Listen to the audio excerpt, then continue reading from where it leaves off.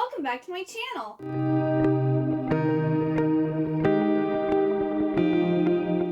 Today I'm going to be building my March TBR and also talking about the readathon I'm participating in, my book club pick for March for my Happily Ever Afters book club, also a special reading vlog I'm going to be doing the week of my birthday. Starting off, at the beginning of this year I decided that I was going to make categories for different books, and I was going to pull a book from each jar. That way I could kind of get more through my books and more, I'm very much a mood reader, and when I get new books, I tend to forget about the old books I have, hence why I have so many books that I haven't read. So first thing I'm going to do is draw from those different jars and see what are my must-reads this month. Alright, first I'm going to pull from my jar for my DNFs. So these are books that I started to read, and then for whatever reason, I put them over on my little bookshelf and I haven't touched them since. So, let's see what book I'm going to finish reading.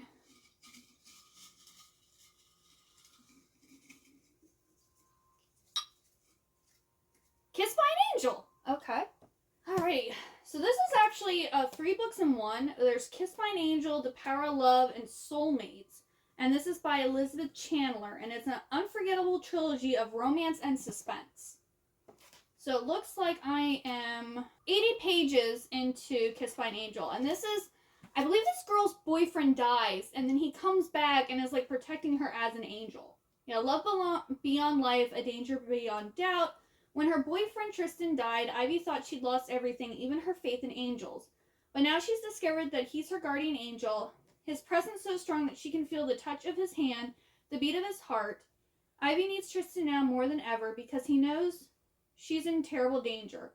Only Ivy's guardian angel can save her now that his killer is after her. But if Tristan rescues Ivy, his mission on Earth will be finished and he must leave her behind forever. Will saving Ivy mean losing her just when he's finally reached her again? Kiss by an Angel is 230 pages of this book. But if I read the whole trilogy... Oh, wait, does it start from 1 again? It does start from 1 again. Okay. How long is each book? Okay, so Power of Love, which is the second book, 225 pages. And then the last book is 235.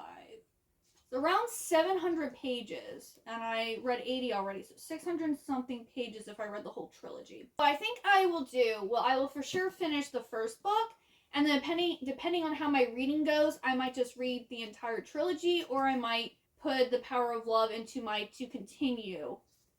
We'll see how reading goes, but yes, I'll be for sure reading the first book in this trilogy set. Alright, now the series that I'm going to continue reading. See, what am I going to continue? Because I have a bad issue with I'll start a series and then not continue it, so. I'm going for this one. Dawn of the Dreadfuls. Alright, if you guys have heard of Pride and Prejudice and Zombies, Dawn of the Dreadfuls is the sequel to Pride and Prejudice and Zombies. So yes, here it is. This is the sequel, and this is by Steve Hawkinsmith. So, that's funny that I got this. I think this one has to do with vampires. It says, journey back to Regency, England, land of the undead. Readers will witness the birth of a heroine in Dawn of the Dreadfuls. A thrilling, it's a prequel set 4 years before the horrific events of Pride and Prejudice and Zombies. As our story opens, the Bennet sisters are enjoying a peaceful life in the English countryside. They idle away the days, reading, gardening, and daydreaming about future husbands, until a funeral at the local parish goes strangely and horribly awry. Suddenly, corpses are springing from the soft earth, and only one family can stop them. As the bodies pile up, we watch Elizabeth Bennet evolve from a naive young teenager into a savage slayer of the undead. Along the way, 2 men vie for her affections. Master Hawksworth is the powerful warrior who trains her to kill, while thoughtful Dr. Kecklepenny? What a name! Kecklepenny seeks to conquer the walking dead using science instead of strength. Oh, so I guess this is still zombies then. Will either man win the prize of Elizabeth's heart, or will their hearts be feasted upon by hordes of marauding zombies? Complete with romance, action, comedy, and an army of shambling corpses, Pride and Prejudice and zombies, Dawn of the Dreadfuls will have Jane Austen rolling in her grave and just might inspire her to crawl out of it. This is going to be a hoot and holler. See, how long is this book? This book is 287 pages, so I could probably read this in one sitting. So yeah, that is what I'm going to be continuing. See, this is something I might have picked up around Halloween, or I might have been like, oh, but you know, this other book is better. So this is actually a good pick, because this is something I got because I read Pride and Prejudice and Zombies and liked it, and I found out there was a prequel. But to actually read this, I don't know if I would have, but now I'm going to because I pulled it. So see, the jars are working. Alright, so now we're going to pull, this is where I've read everything in the series but the very last book. Whether that's actually the last book in the series, or if it's like a novella compilation, or a prequel to the series, it's the last thing I need to read to finish that series, and have all the books read. So let's see what I'm going to be finishing.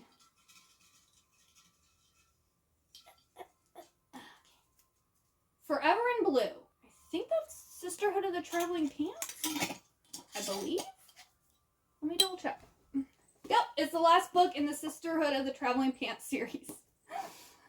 Oh, okay, this is another one that I probably wouldn't have read anytime soon if I hadn't pulled it from my jars. So if you don't know, Sisterhood of the Traveling Pants is about these 4 girls who, I believe they're graduating from high school, and they, like, get this pair of jeans that they like, rotate and share, and somehow the jeans magically fit all of them, even though they're different heights and sizes and whatnot. They can all fit into this pair of jeans. And so one of the girls goes off to Greece. Maybe that's in the second book. But like they're all going to like summer camps and doing their different things, and they like use these pants and like writing to each other as a way to like stay connected and like keep their friend group together. And so this is the last one. This is the final novel. So it says, with unraveled embroidery and fraying hems, the traveling pants are back for one last glorious summer. So yeah, that's really exciting. And this book, how long is this book? This book is 384 pages. So a lot of the books I'm pulling aren't that big, so I might actually be able to read all 3 of those. I don't know, but we haven't gone through all the books I'm reading so far, so yes. Alright, then we have our jar. These are all the books that I've been sent from an author or that I've won from Goodreads giveaways. I'm not really good about reading those either, so let's see what book I'm going to be reading. People Like Her. Okay, so I believe this is a thriller about a mom who is like a social media star, and this was also a book of the month pick, or like choice one time, and I thought about, like I was contemplating getting it, but I was like, I don't really know if I want to read it. Well, now I'm getting it. So I got an art copy of People Like Her by Ellery Lloyd. It says, a razor-sharp, wickedly smart suspense debut about an ambitious influencer mom whose soaring success threatens her marriage, morals, and family safety. So yeah, I'll be reading this. And again, this isn't a very big book. This is such an early arc, there's not even an acknowledgements page in it. It just, to come, leave 4 pages. So there are 275 pages. So this is also another book that I can probably read in like 1 or 2 sittings. So, yay. Alright, and then the final one is my standalones. This I actually have to have a giant box for because I have so many standalone novels on my Kindle, they won't all fit in a jar. So, and sometimes I pull 2 standalones, but this month, because I'm doing a week-long reading vlog and I have a special thing I'm doing the week of my birthday, I'm just going to pull 1 out of here.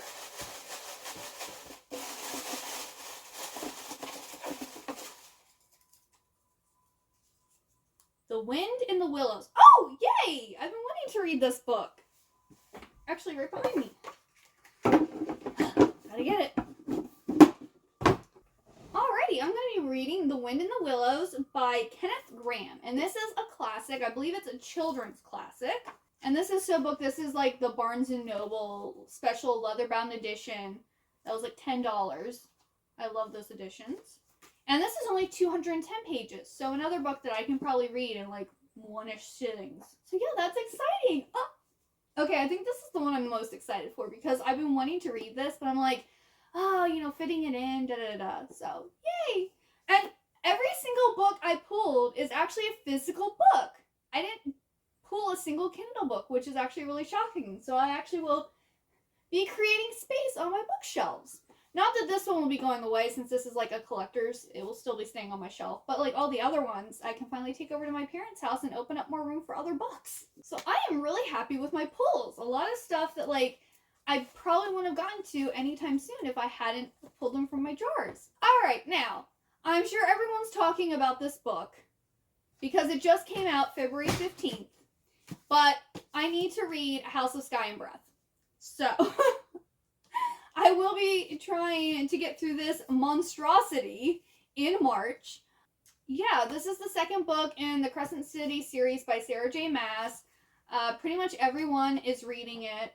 Not literally everyone, but it seems like everyone is reading it, talking about it. They have vlogs up already of them reading it. And I just couldn't fit into February because I still haven't finished all the books I need to read for February. So... But yes, I plan to get this read. I'm hoping to actually start this after I finish all my February books, because I think one or two of them are going to like roll over into February. And then I want to get to this because I'm excited. Then, speaking of books that are going to be rolling over, right now it's February 27th. I'm still working on Jade War, but I'm pretty sure I'll be able to get it finished today. And then I'm going to start Spin the Dawn by Elizabeth Lim. I might still be continuing Spin the Dawn in February, or I might be able to get it done tomorrow. Depends. But I will for sure be carrying over This City We Became by N.K. Jemisin. This one I will definitely, sadly... Now, good thing, because this is for Jananine's Read in Color book club. So their live show for this is March 11th, so I just need to have this read by March 11th. But this will definitely be being carried over. I'm currently listening to the audiobook. Yes.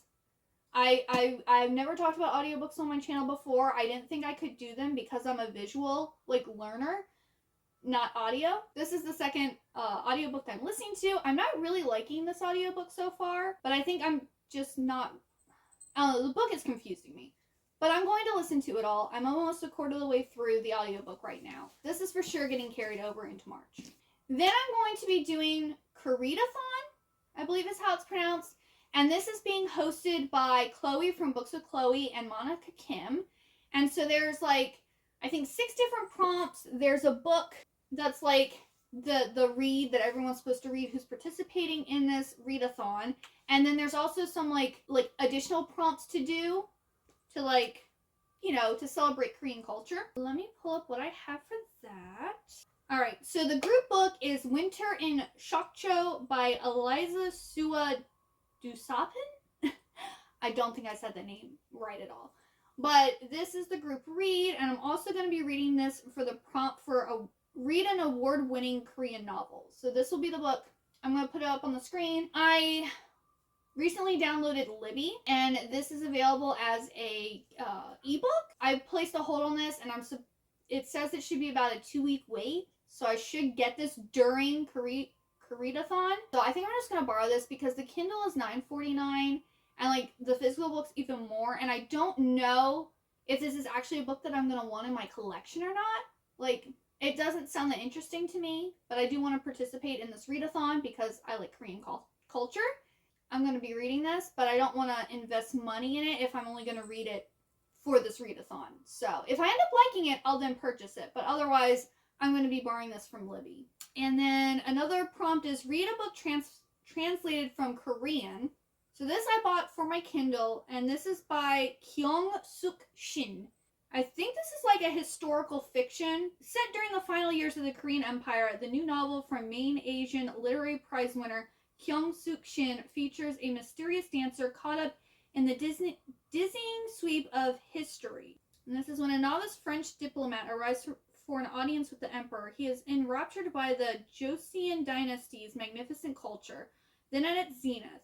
But all fades away when he sees Yi Jin perform the traditional dance of the spring oriole. Though well aware that women of the court belong to the palace, the young diplomat confesses his love to the emperor and gains permission for Yi Jin to accompany him back to France. A world away in Belle Epoque Paris, Yi Jin lives a free, independent life away from the gilded cage of the court and begins translating and publishing Joseon literature into French with another Korean student. But even in this new world, great sorrow awaits her. Betrayal, jealousy, and intrigue abound, culminating with the tragic assassination of the last Joseon empress and the poisoned pages of a book. Rich with historic detail and filled with luminous characters, Korea's much-beloved novelist brings a lost era to life in a story that will resonate long after the final page. So that just sounds really interesting and really exciting. Like, I'm excited for this book. I'm really excited for this book. Then we're supposed to read a manhwa, graphic novel, or webtoon.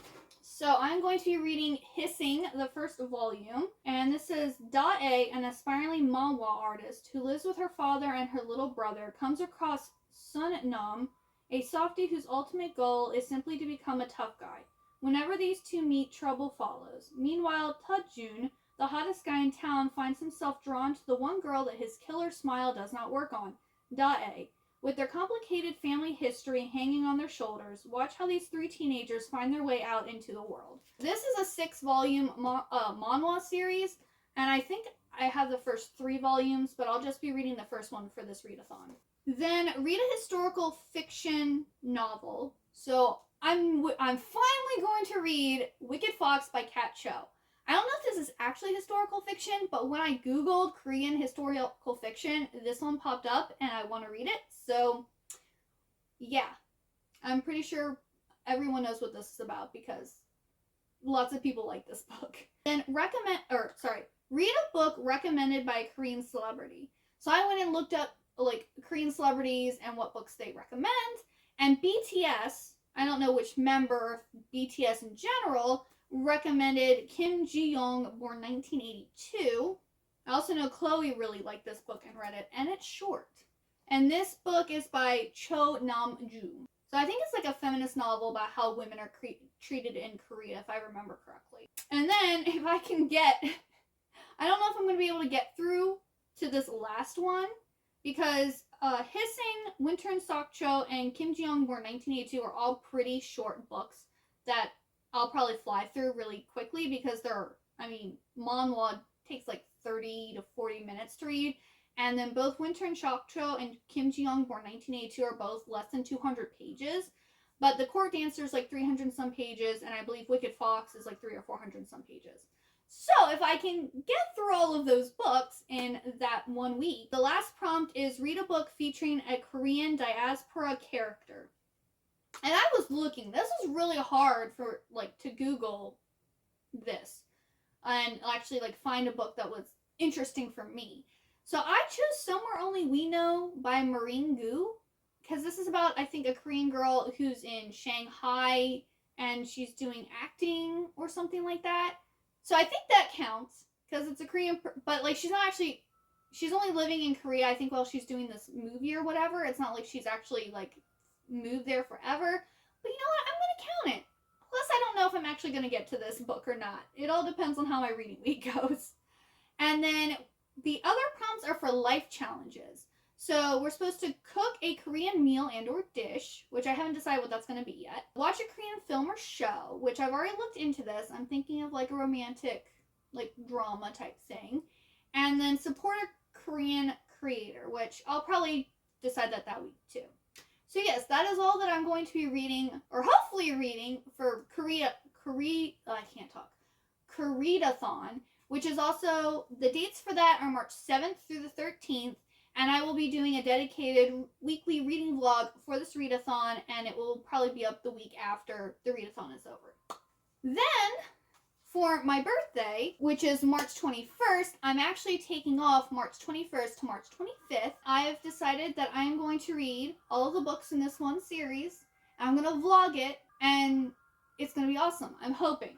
This will also open up a large space on my bookshelf to make room for more books. My plan is to read all of the Wayward Children series. As of right now, there are 7 books, and these are technically novellas, so they're all around the 200-page mark.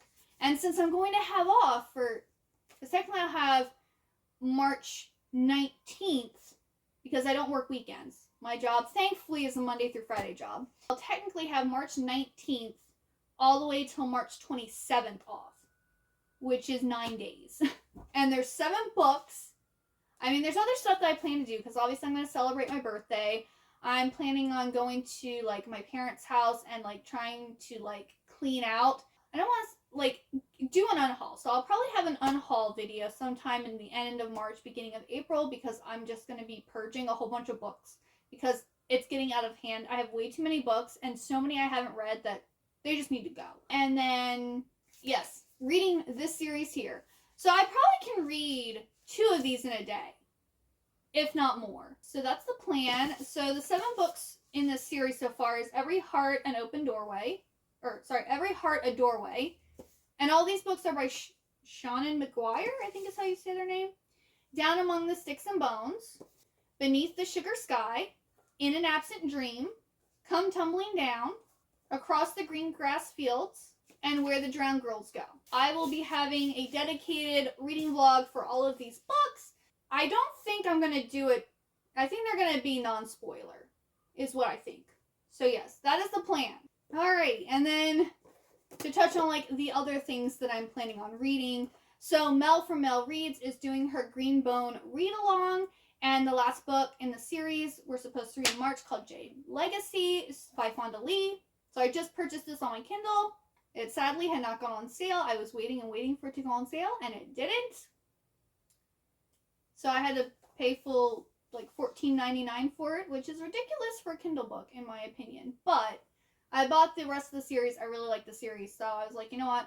I'll just buy it. It's fine. Then the 4th book in the Raven and the Dove by KAITLYN Davis is coming out, I believe, in May. Yep, it's coming out in May. So I want to read the 3rd book before then, and I kind of want to have like a month in between, just in case, because the first book, The Raven and the Dove, if you've been following my channel, you know it was one of my top favorite books of 2021. It was amazing. I loved it.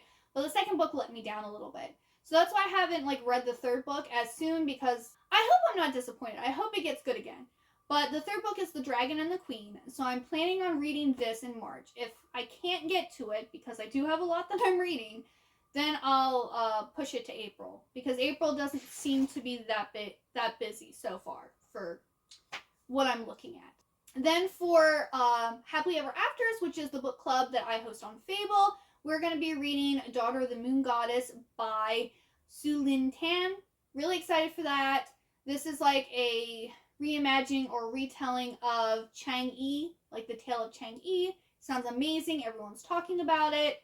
I don't know if anyone's actually read it yet, but I know a lot of people are excited to read this book. So if you're interested, if you're planning on reading it, you should go check out the Fable app and look for Happily Ever Afters. And yeah, join in. Yes, and then I'll be doing a dedicated spoiler-filled reading vlog for that book as well. So lots of reading vlogs coming in March. The last and final book, if I can get to it, I believe it's on Goodreads. I'm in the Addicted to YA book club, and they usually choose like 3 or 4 different books to read each month, and sometimes I'm not interested in any of them, but this time they actually have Skyward by Brandon Sanderson as one of the picks for March, and I have it on my Kindle, and I know so many people love it, so I kind of want to know what the hype is. I've also never read a Brandon Sanderson book, period. So I kind of, people talk about how amazing he is. So I kind of really want to dive in, and probably better to start at a YA book, right? So if I can, I'm going to try to squeeze that in too. My March is going to be very busy, filled with lots of books. But I do have a week off, so that will help, hopefully, get some more reading time in. I really hope you like this video. If you watched all the way to the end, can you leave do they have 4-leaf clovers as emojis? If they have a 4-leaf clover, leave a 4-leaf clover. If not, leave some type of spring flower, since the first day of spring will be in March. And also comment down below what you're planning to read in March. I'd really like to know. Are you going to be reading any of the stuff I'm reading? I hope you all have a wonderful day, and I hope to see you next time. Bye-bye!